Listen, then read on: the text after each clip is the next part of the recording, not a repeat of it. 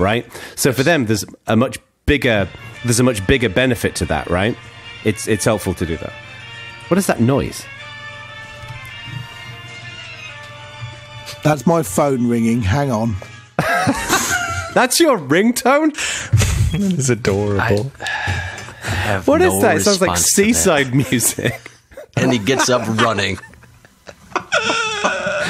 He had such an opinionated walk towards the phone. This might be the first time I ever wish the show was a video show, because all the listeners missed out on him popping out of his chair. It's the fastest I've ever seen him run. This is a video show. We got to do this as a video show.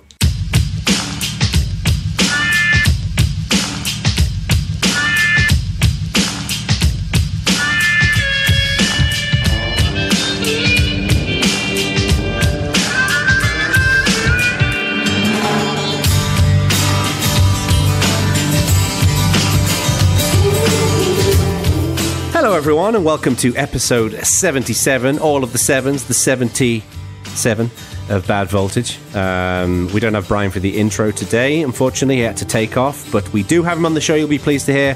And we're going to kick off. We've got two really meaty segments. The first one we're going to talk about today is going to be about open hardware. Like, when is the right time to open hardware? Should everybody open hardware? What's the value to the consumer? What's the value to the business?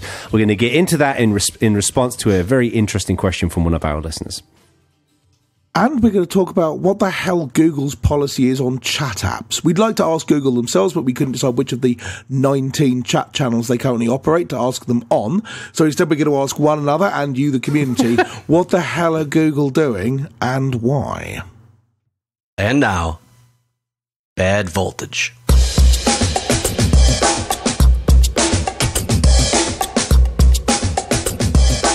Those of you who've been around for a while will remember a world in which there were a bunch of incompatible chat networks, right? You had AIM doing Oscar, and you had ICQ, and you had MSN Messenger and all that kind of thing. It was all terribly frustrating for the free software world and for everybody who had friends who were on some other network and had to use their terrible messenger.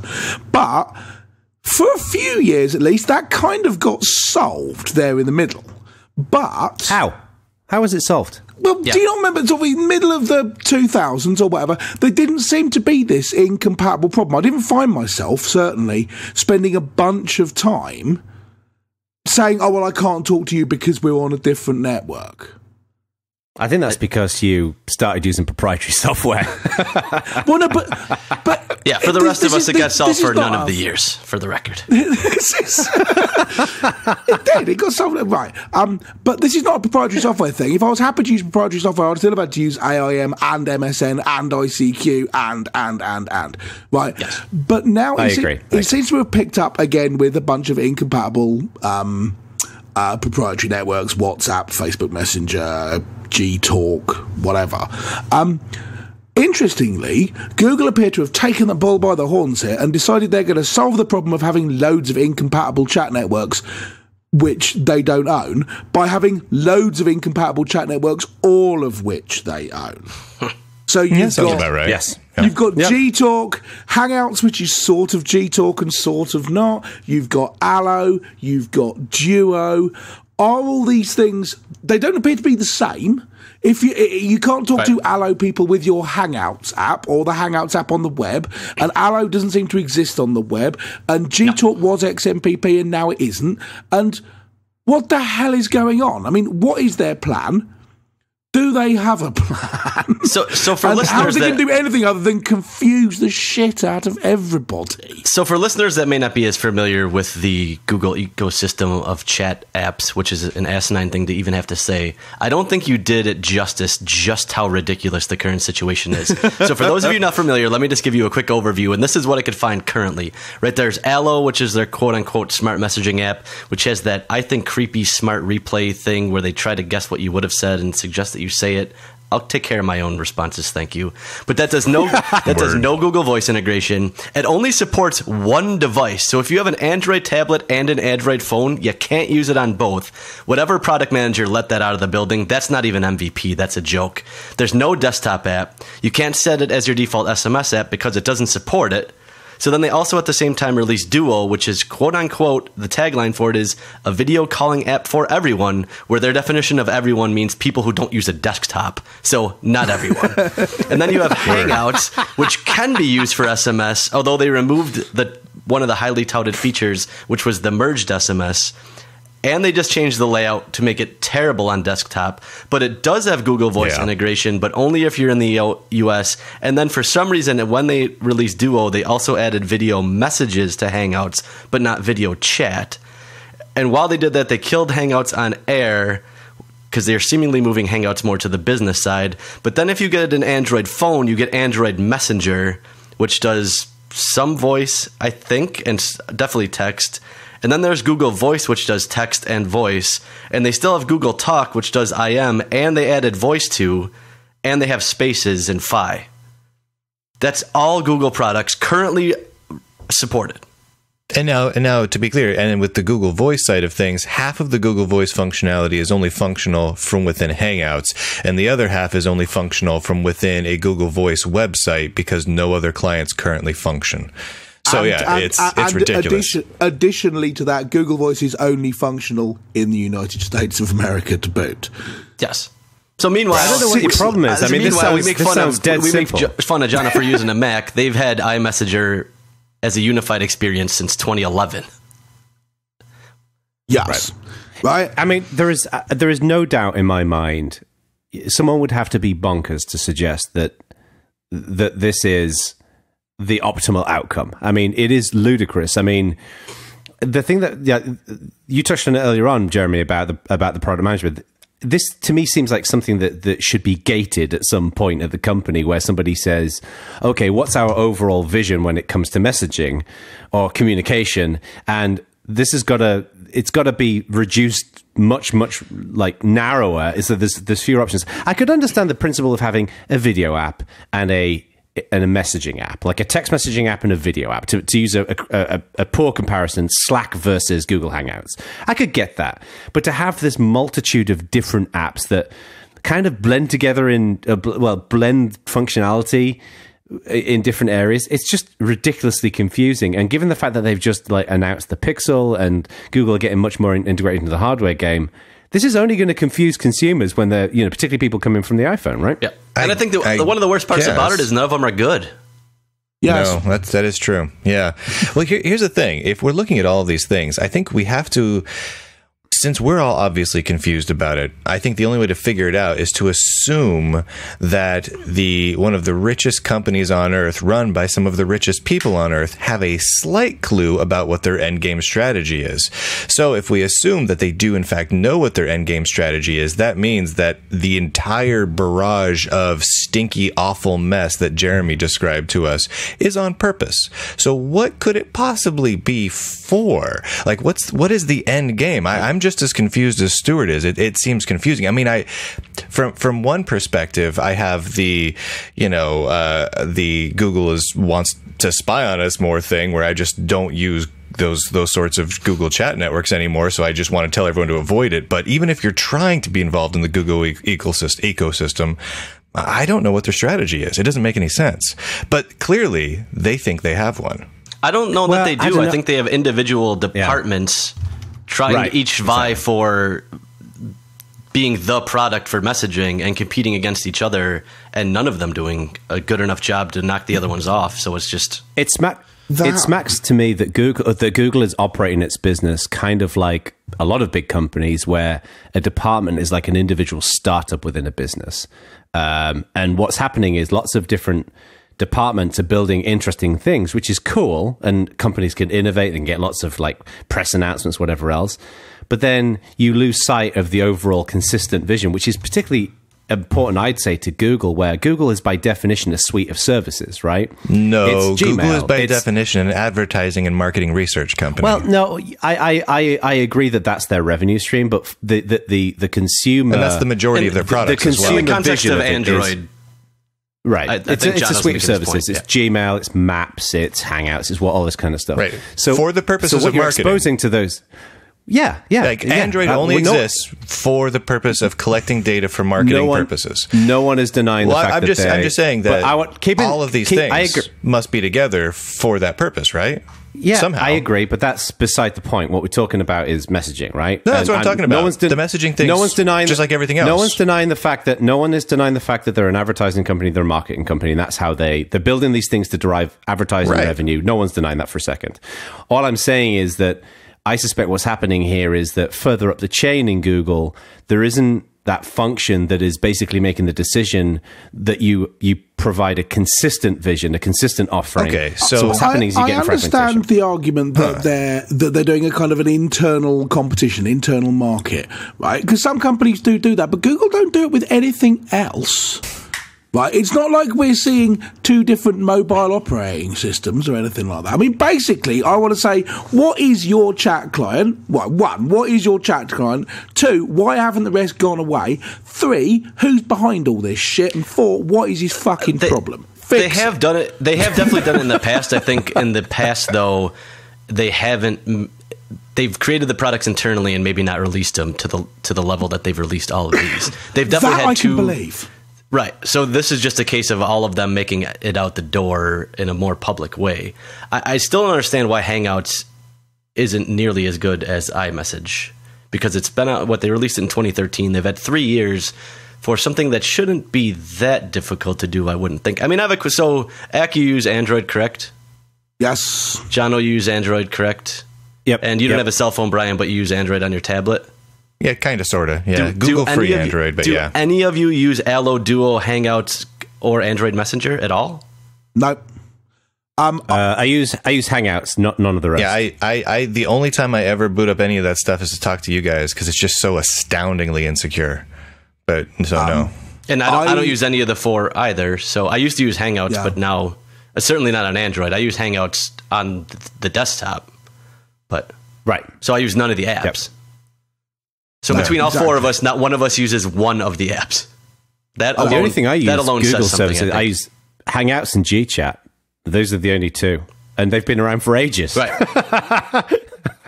I don't know whether that's because I'm a curmudgeon.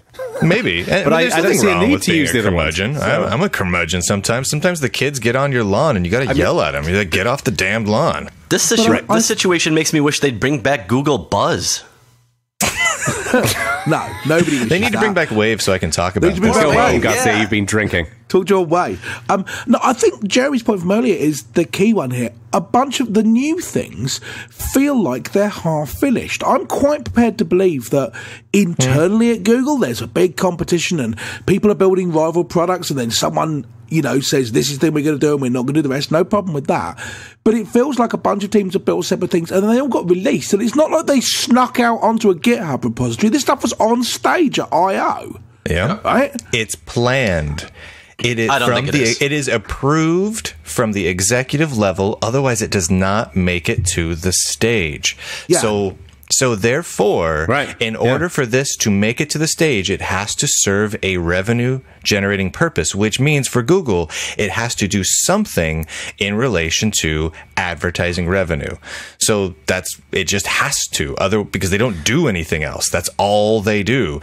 But what's interesting to me is that it seems like, and maybe I'm just looking at things through rose-colored glasses, but like years ago, Google would start out with, they bring something out new. So they brought out Gmail, for example. And Gmail was a lot more simplistic back then than it is today. And then they gradually iterate and iterate and iterate. To me, the big thing where I was disappointed in Google here in terms of the cleanliness of their products, not in terms of the advertiser, that kind of stuff, just in terms of the user experience, was when they brought out Hangouts, everybody loved Hangouts because it was genuinely new, it was easy, it was accessible to a lot of people, right? And then they brought out Hangouts and Air, and that was really cool. It meant that people could do these live streams. And, for example, we used them extensively in Ubuntu, and it was fantastic for us, just as one tiny example. Yeah. And then they got rid of Hangouts on Air, and they made it YouTube Live, which I assumed they were basically rebranding Hangouts on Air, and they were just putting it within YouTube, which I think would make some sense because the YouTube brand is pretty popular. But no, they're completely different. And a good example of this was a few weeks ago, 2 or 3 weeks ago, I emceed this GitLab live broadcast thing, right? And when I suggested that they did this, I originally said, hey, just do a Hangout on Air. It's dead simple. But no, moving over to YouTube Live was in itself. Because Hangouts on Air stopped existing, I thought, YouTube on Air, YouTube Live is going to be just as simple. Yeah. It's going to be fairly similar, maybe a bit different, completely different. Yeah. To the point where GitLab ended up using a completely different provider. So it's like, to me, that's just poor product management. Yeah. It starts and ends at poor product management. What they did was they had a thing, Hangouts on Air. They built something they considered to be better for whatever criteria they chose. But the point was they killed the old one and made you use the new one. This is like Canadians will know about this, right? They've got they've got $1 coins. The same as you have in the States, Susan B. Anthony dollars. Is that the loonies? The loonies. No, the toonie's a $2 coin. Toonie's a $2 coin. And they took off and they're fine, not a problem, because they killed the dollar bill when they did it. Right? The reason you've got dollar coins there and everyone hates them is because you won't kill the dollar bill at the same time. Right? Similar kind of example. You say, okay, I mean, you might not like YouTube Live and you might not appreciate the reasons they've done it, but you're not confused about which to use. At the moment, if I said, okay, I want to chat to one of you guys, how would I do it? I'd have to pick between WhatsApp or Telegram or whatever, you know. But Matrix, Signal, whatever the thing is. But now if I think I want to chat to you, I know you've got Google accounts, I still don't know how to get a message to you. It's ridiculous. Yeah. It is. It's because, like, when I think about the Google services, there's one calendar. There's Google Calendar. There's one email. There's Gmail. There's one video upload service. There's YouTube. And now there's, like, 3 or 4 different chat things. So it's just not clear anymore. And I don't understand.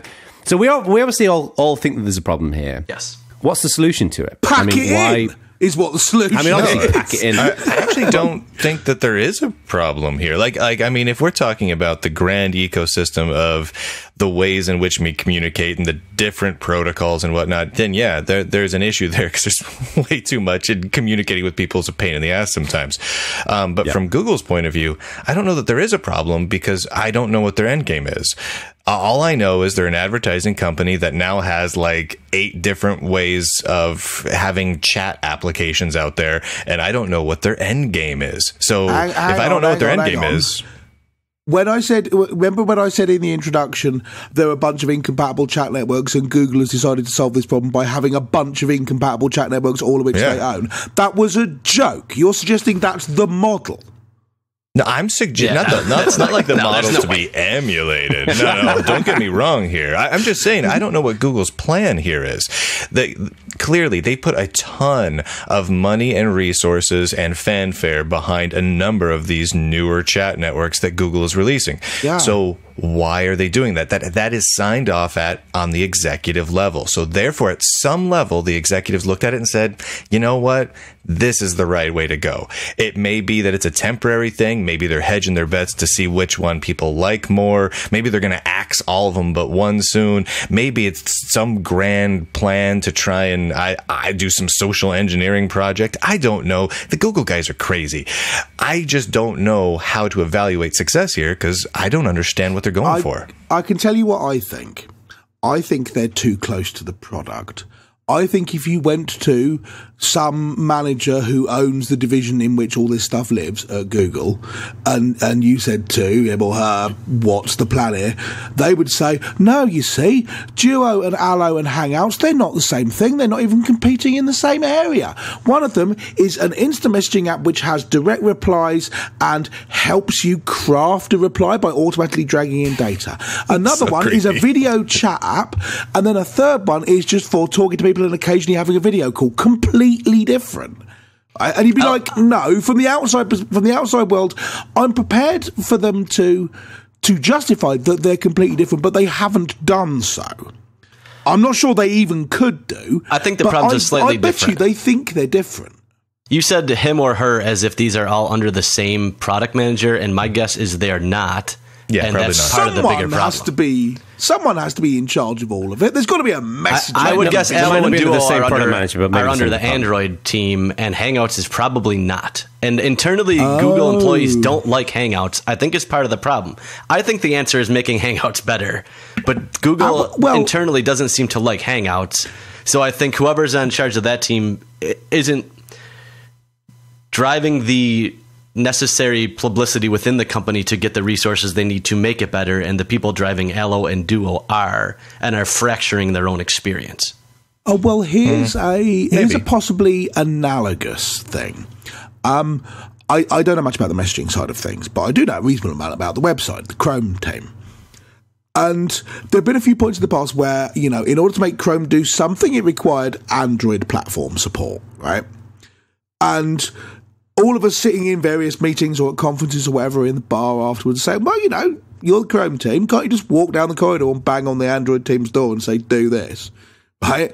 And it turned out it's a much more fractious and much more adversarial relationship than I was originally thinking. So when Android came out with instant apps, which is the idea that you could just pick an app by icon and then it downloads it and runs it on the fly, which has always been one of the big things we've always trumpeted about the web is you don't need to have. I have to pause you for a second, Stuart. You can continue. I just want to point out to everyone that they just heard a Hangout message received ding coming from one of my 3 co-hosts, which I think is funny in the session where we're talking about this. That was me. Is that you? Erica. Erica's asking if there's something in my office via Hangouts. All right, Stuart, back to it. So, Android Instant Apps, one of the big things that the web always got trumpeted for was, you know, you can just pick a thing and you're there and it loads, right? You don't have to pre-install stuff like you do with apps. Android comes out with Instant Apps, which is a way of saying, no, you see, you don't need that on the web because we can do that on the platform too. And just watching the Chrome team, you can see them going, oh, blimey, they're fighting back against that. And on the one hand, I was thinking, yeah, God, we must strive for this as the web. On the other hand, I thought, aren't you both the same company, though? This seems really weird, not. but they're really not. The Chrome team and the Android team, if they were in genuinely different companies and genuinely different things, they'd have the same relationship, I think. And this, and this, I think, is the same kind of. You know, it's much more divided up internally inside Google than you'd necessarily think by the fact that they're all the same company. Yes. What's going to be interesting in my mind is when Google announced the Pixel, it suggested that they want to get much more opinionated about hardware, right? And I'm curious to see, I mean, I don't want to derail us to a question about what's going to happen in Android with all these different Android manufacturers. Yeah. But one of the things that was interesting about that announcement is that the Android that they ship on the Pixel apparently is a bit different to the Android that's shipping on some of the other devices, apart from the fact that it doesn't have all the bloatware and whatever else. But it's not just going to be vanilla Android, and traditionally it's been vanilla Android. And I'm curious to see whether Google are going to play, like, they've been balancing this delicate kind of thing with Android where Google make their own services and they own them and they run them and they're in charge of them. But with Android, it's this ecosystem, of course, where Samsung and Sony and other people are involved. And I'm curious to see that I suspect there's a tension internally with Google between them being an ecosystem company where they have lots of different offerings, lots of different services, potentially competing with each other, and the one true Google way. And it seems like this chat situation is more of the ecosystem thing where you have different things that do different things and they connect in different ways or the similar ways versus the like calendar, Gmail. You only get one version of that. There's not multiple versions of that. So I wonder whether there's an internal tension going on that's causing this lack of clarity for the rest of us who are looking in on it. That sounds like a segment. Yeah. It is, yeah. I understand what you're saying, but if you want to be an ecosystem company, you're meant to foster an ecosystem, not build it all yourself. Yes. Right. Yeah. I agree. I would say that they've fostered an ecosystem. No, I wouldn't actually take that back. Carry on. Yeah, take it back, man. I was going to say the Android ecosystem, but Google built Android. Yeah. So as we're wrapping up here, with the fact that Google has 8 chat apps alone, do we need to now update Zawinski's law from every program attempts to expand until it can read mail to every program attempts to expand until it's a chat client? Because it sure seems like or it. We do. Or a social media client. I haven't heard that reference in forever. Thank you for doing that, Jeremy. We should anoint this Garcia's Law.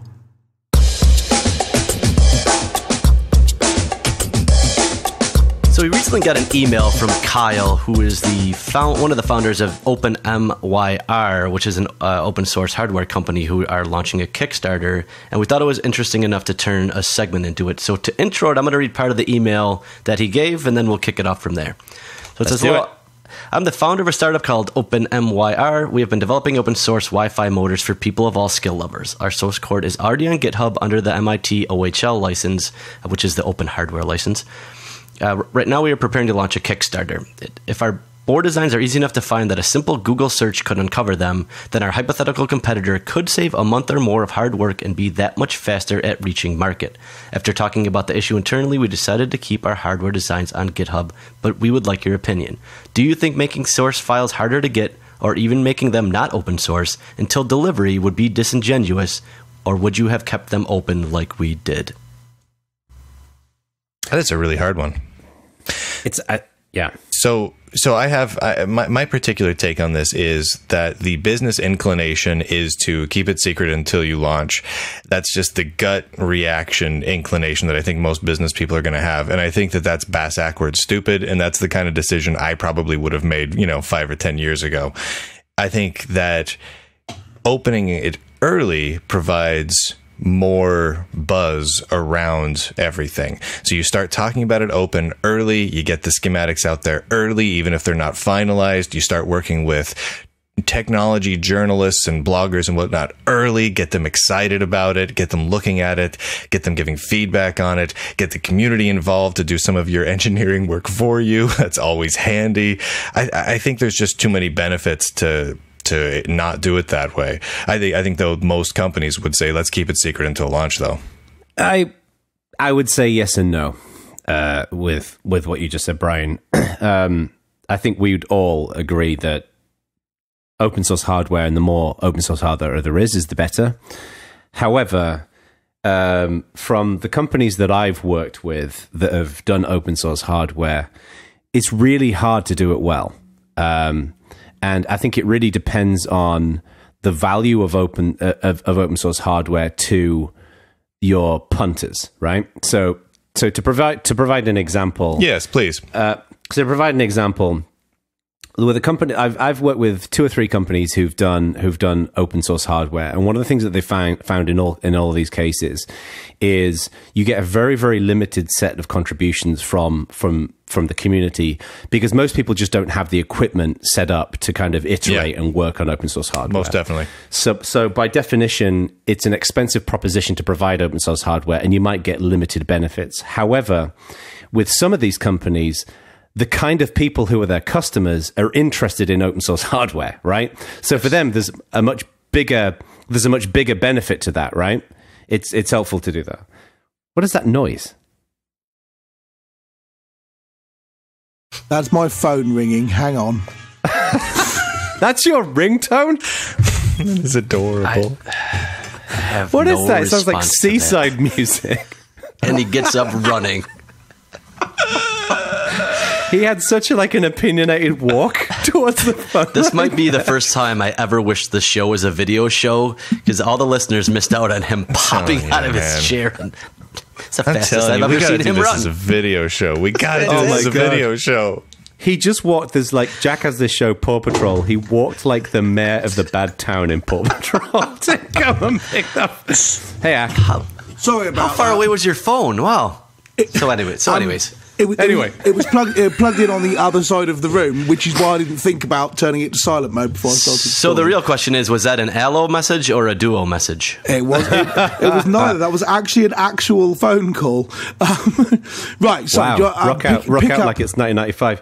So I think if you're a company that, if your audience, for example, is building like homebrew drones or homebrew computers, stuff like that, open hardware is just a logical thing because your audience is interested in that. But I would say for companies where your audience are just regular consumers or something like that, it's probably not going to be worth it. The competitors stealing your designs thing strikes me again as dependent on the company, because I suspect the hardware designs are generally so specific, with the exception of things like standardized racking systems, like with the Open Compute project, that most competitors probably won't necessarily see a lot of value in taking it. Like, open source is much more generally applicable to different software stacks than open hardware.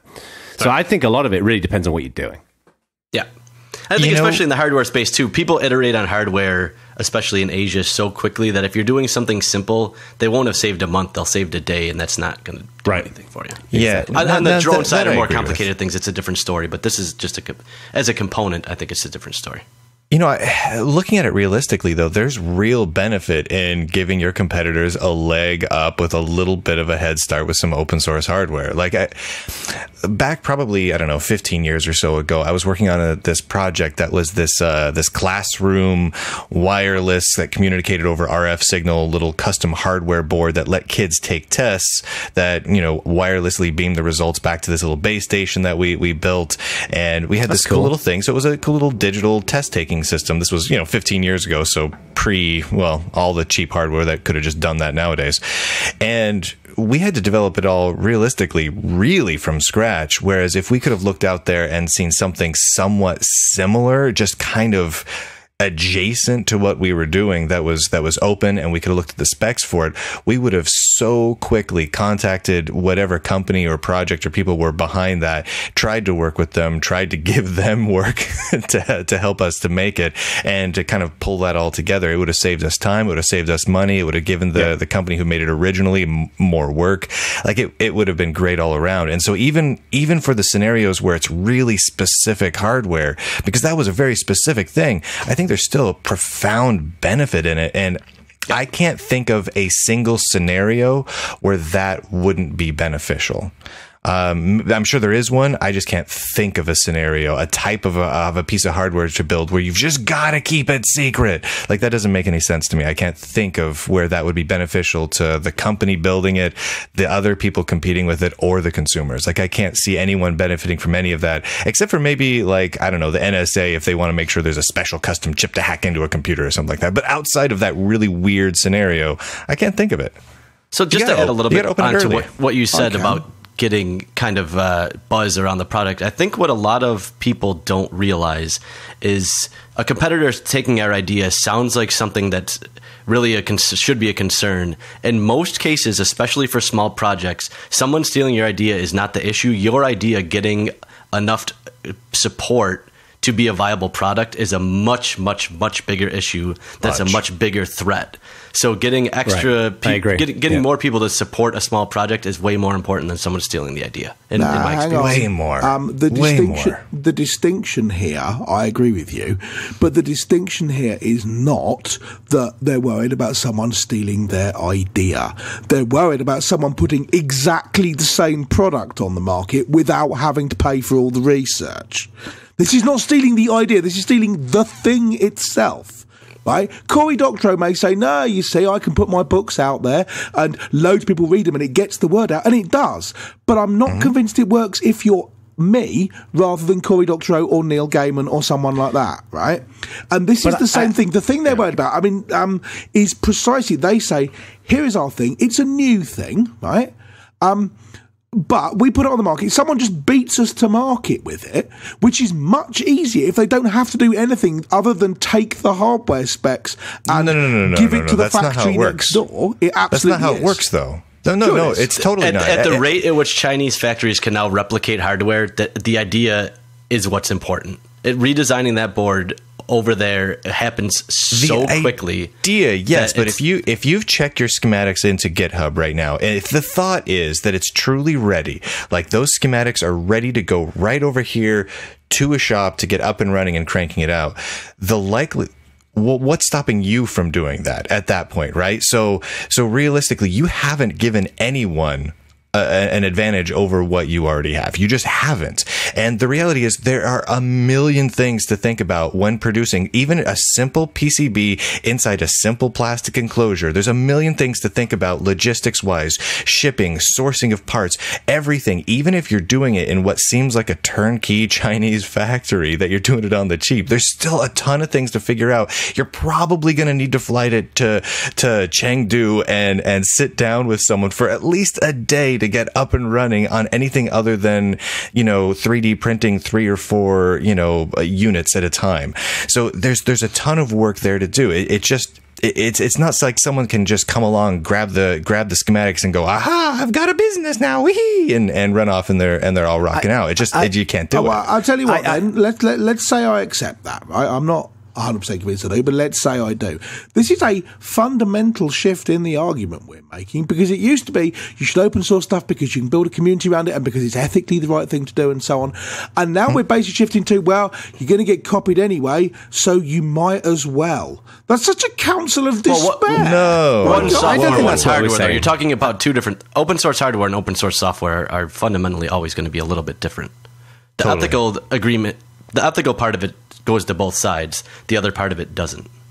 Well, I would break it down into the benefits and the risks of open sourcing your hardware. I think, to Bryan's point, the likelihood of someone just making a direct replica of it, I just think is unlikely. Apart from the logistical elements of building that thing, I think that from a business perspective, if something's already out there, why would you just go and immediately copy it? Now, I think that it's different in China because the Chinese will take something in the Western market and then they will sell it in the Chinese market and they'll rebadge it. It's a little different. So it's a bit different over there.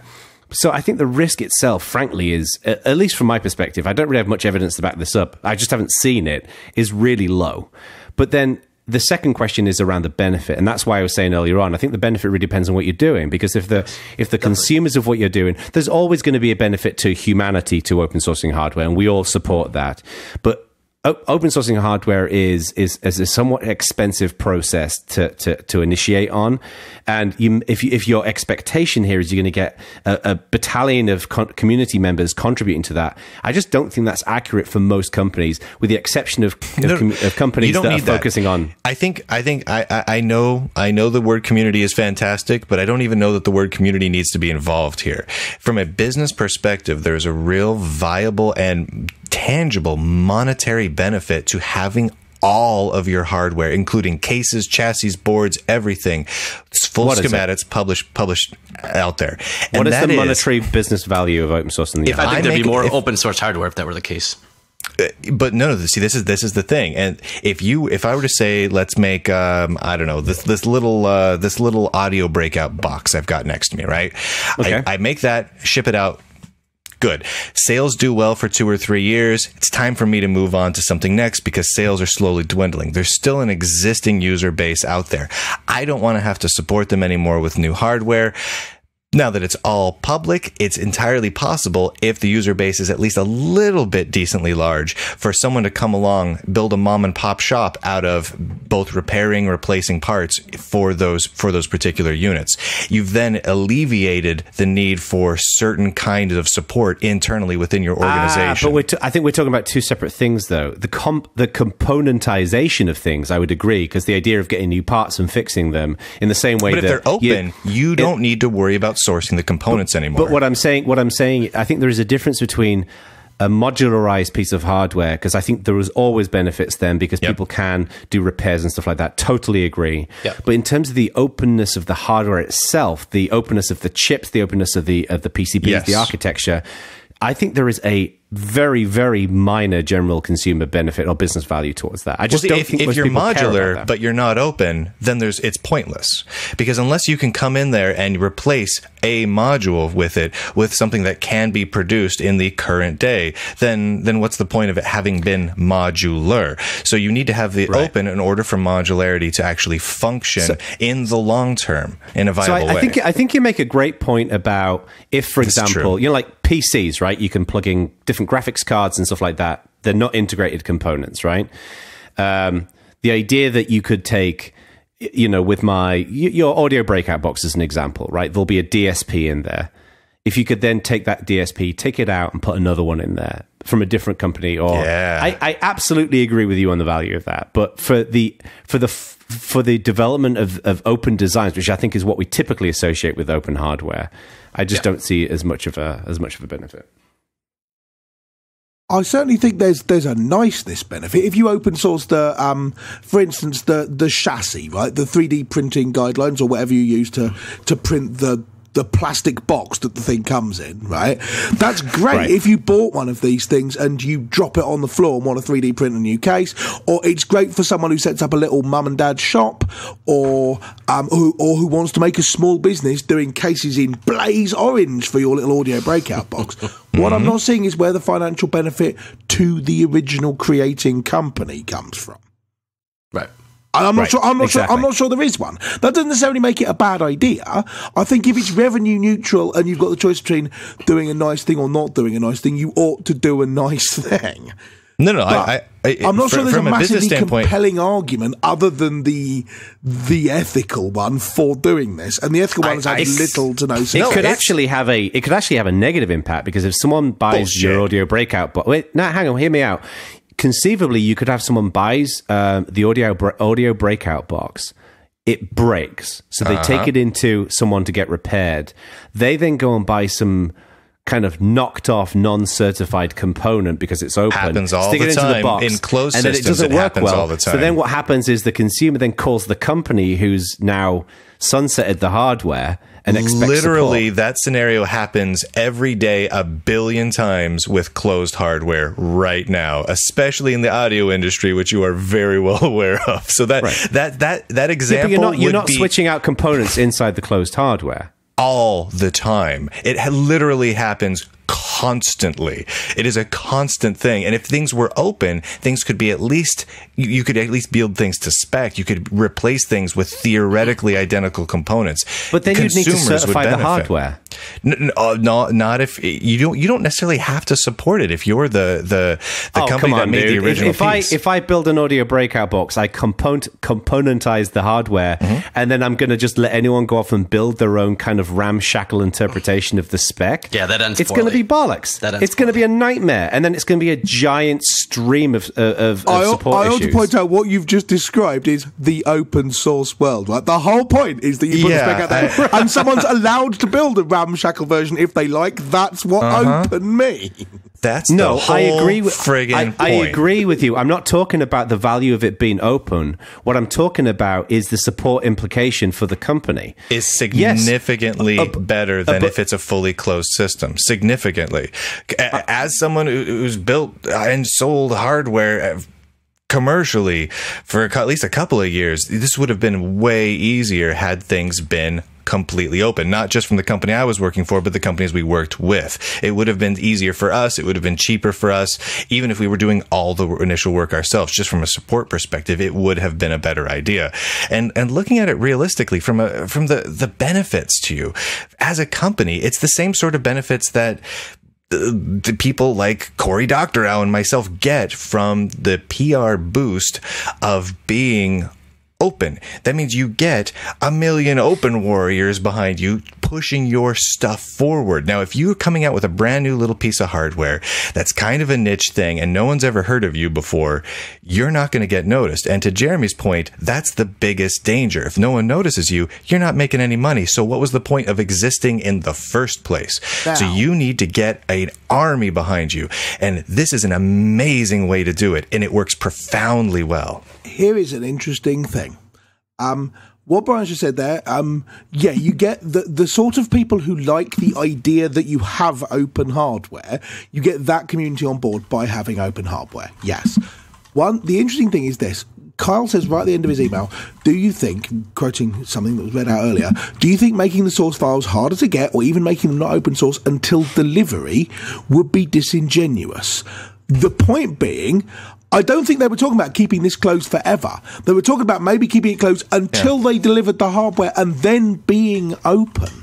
And to my mind, if you're going to open them eventually, you ought to open them from the beginning, because otherwise you run the risk that the We Like Open Hardware community will decide not to get on board through some tiny deviation from doctrine. Like, you didn't publish the hardware, you didn't publish the specs until, you kept them secret for 2 weeks. That means you're basically just as bad as Apple. So we're not going to get on board with you. I don't know. I think so 2 points here. The first thing is, the point about, like your point, Bryan, about getting, the open community, the free culture community behind you, I totally agree with. That's why I think, again, it depends on the company or the organization. So as a practical example, Mycroft, right?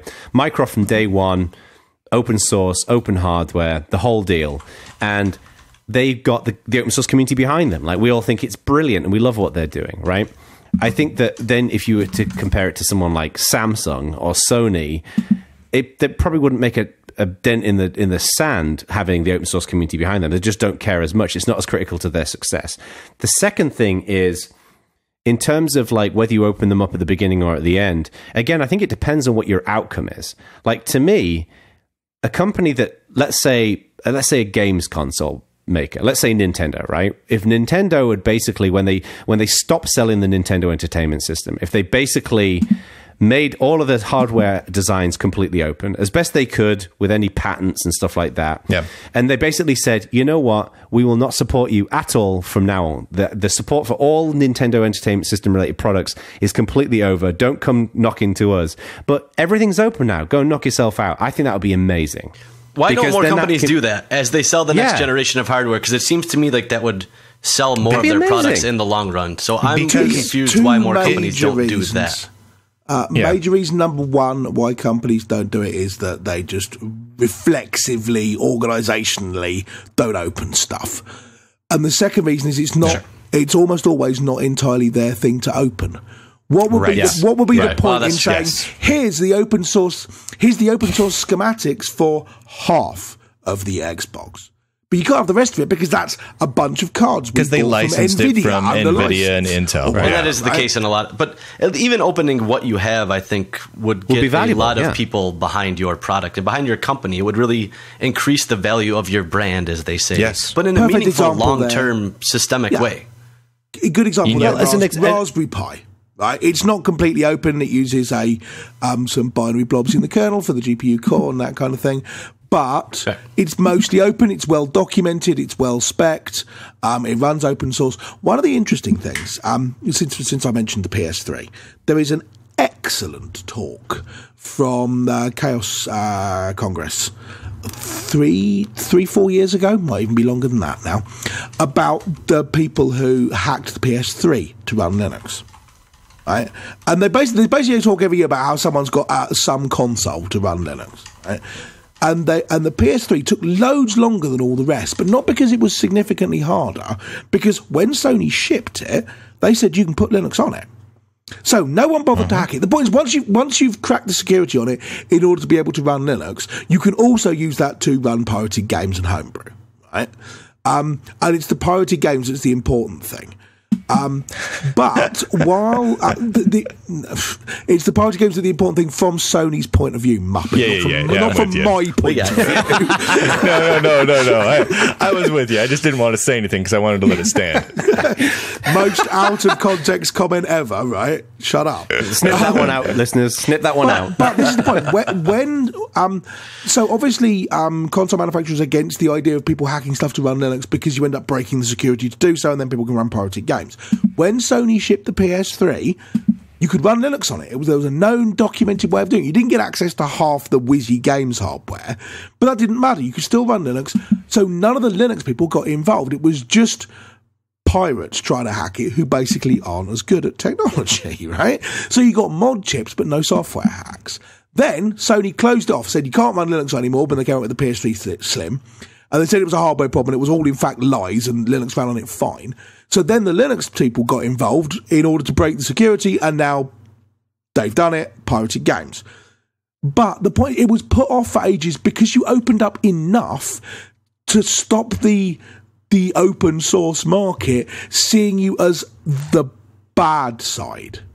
seeing you as the enemy, you know. So yeah, there are some rabid lunatics who won't use a Raspberry Pi because it's not completely open. But in practice, it's done a good job. People are like, yeah, wow, that's great. That's much more open than some of the competition. I'll use a Raspberry Pi. It's well documented. Lots of people use it. And I think this is a similar kind of idea. What you're looking for is to avoid reasons that are going to cause people to see you as the enemy and open up enough that people will embrace what you're doing. But you don't necessarily have to be absolutely clean and absolutely to doctrine, you know? I think the other thing as well is there are some markets with huge amounts of fans. So, for example, gaming, right? I mean, people are still so nostalgic over the NESes and SNESes and whatever else. And I just think that if Nintendo or Sony or whoever else opened up their specs, then you would keep all that momentum going around those platforms from years ago. I don't understand, like, to Jeremy's point, I don't understand why they don't do this anymore. But, well, I'm not sure if we answered your question. I suspect we have not. Question, Kyle. But we gave it a shot.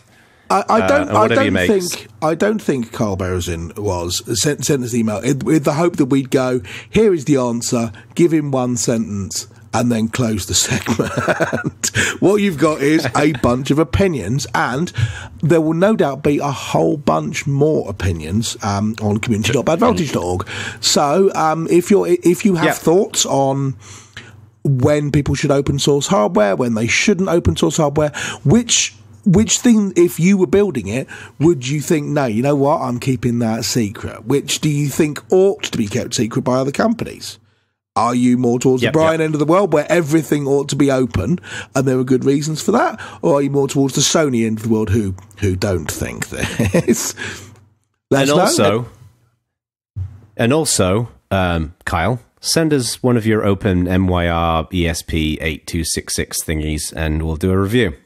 Yeah, and as I say, before we finish, we should say kudos for releasing it as open source and keeping it open source. And good luck with the Kickstarter, which is still going. I think there's a week or so left to go.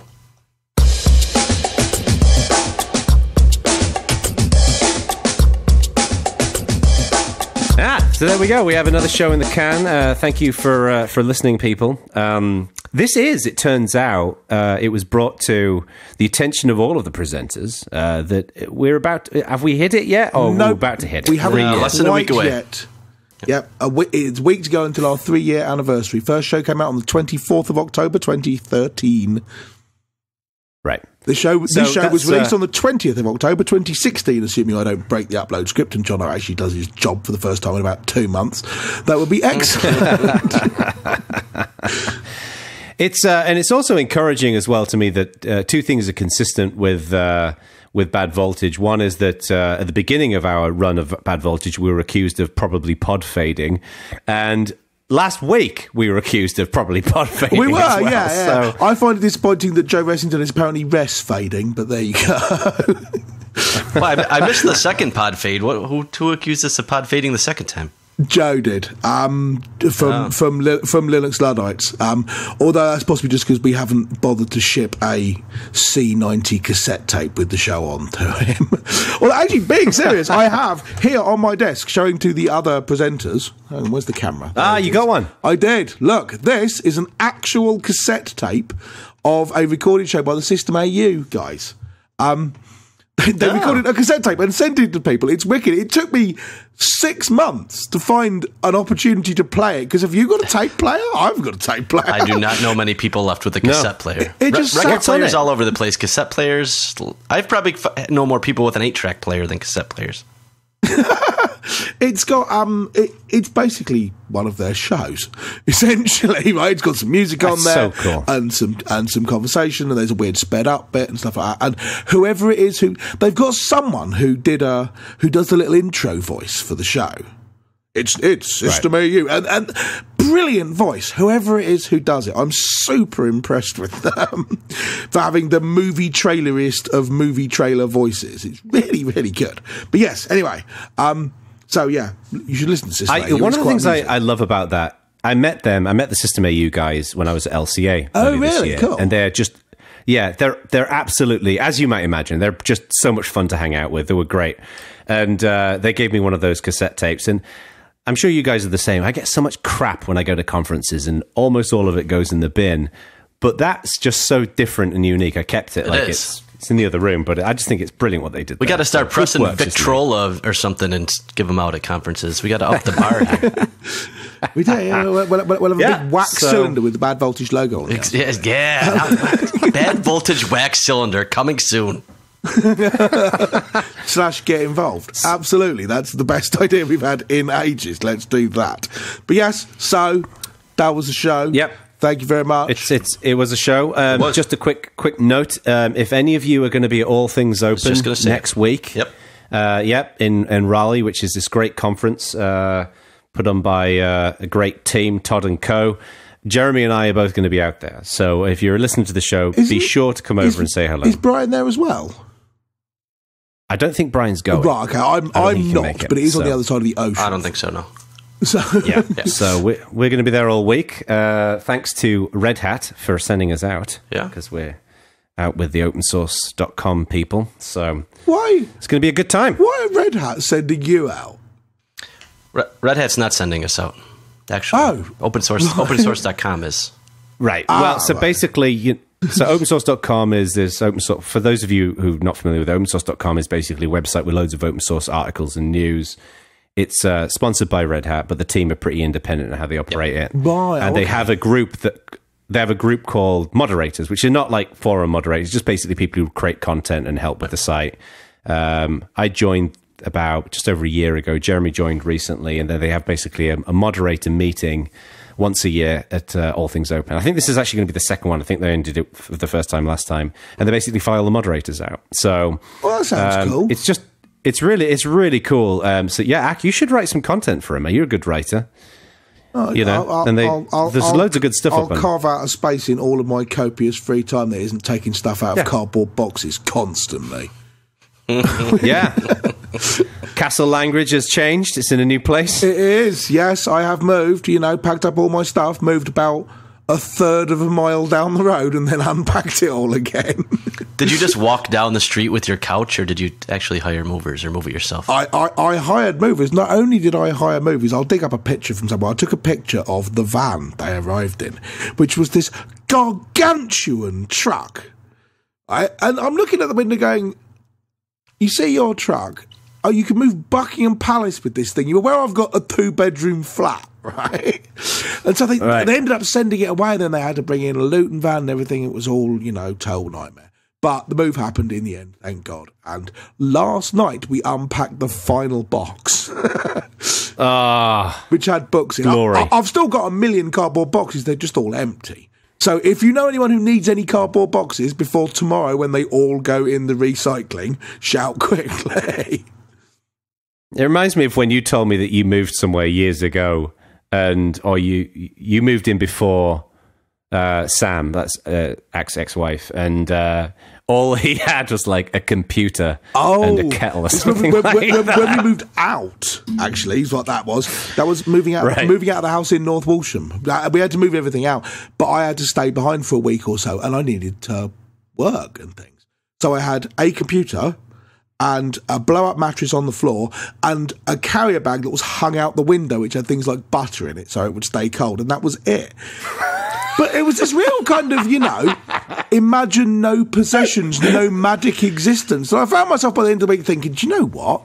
I could live like this. This is all right, The realization that you own too much stuff hits you in a situation like that. There is. I heard someone once say that you don't own anything unless you can carry it while you're running as fast as you can, firing a rifle over your shoulder at whatever's chasing you. I'm not sure I'd go quite that far. But having lived like that for a week, you sort of think, do you know what? Do I really need all of this stuff? And especially after you've unpacked the 4,309th box, you'll find yourself thinking, do I really need this premium gold edge collection of delivery plates? No, I don't. Right. When I moved When I moved from England to America and I got rid of all my stuff and just shipped over my music gear, it was the most cathartic experience ever. Because it's true, I was like, I'd look at all my stuff and it was a nightmare cleaning that stuff out. And I thought, do I need this? I was thinking, no. Do I want it? Yes. do I need it? No. No, don't need Very it. different things. So, well, congratulations on the move, Mr. Langridge. Yeah, Happy that you're in your... The dream of the flat has been alive for a long time, so good to see it. It has. We are now in. I still haven't wired everything in properly, but we're getting there, so that's all cool. And I can actually record.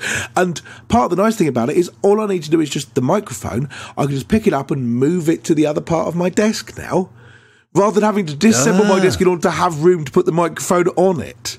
It's just, I've got this room. Look, I can reach out like this. It's marvellous. Wow. So we're not going to hear your bloody PC fan in future episodes. Well, Although you seem to be positioned in the exact same place in the flat as you were last time. So you love your computer to be directly in front of the kitchen. Well, you know, it's the way the thing works, right? It's not that different to the old flat, the new flat, apart from the fact, well, I was going to say I own it, but apart from the fact that the bank own it. So... You know, speaking of which, I went to Vancouver last week to go and see a band, and I was staying with a friend of mine, Act knows him, Randall Ross, member of the Ubuntu, he works at Canonical. Does. And he has got the definition of a bachelor pad. His living room, he's basically got a giant projector screen up, and he got some kind of special projector where you don't have to put it as far back, so you can have like a really big picture and it's not too far away from the screen. He's got like, you know... He's got like blankets hanging from the side, so it looks like a theatre. Full surround sound system in there, bloody loud. 80 bottles of bourbon on shelves in that room, and then he's got another room which has basically got about 60 keyboards in it. I've never seen anything like it. Music keyboards, right? Okay. Yeah, his kitchen. He showed me his freezer. He opened his freezer. He was like, "Do you want me to show you how much of a bachelor pad this is?" I was like, yeah. He opened up his freezer, nothing in there but glasses chilling for drinks. He had 20 bottles of rum in his kitchen. I've never seen anything like it. It was like, how can I move in? So man, what we have for dinner times. tonight? Nachos, same as every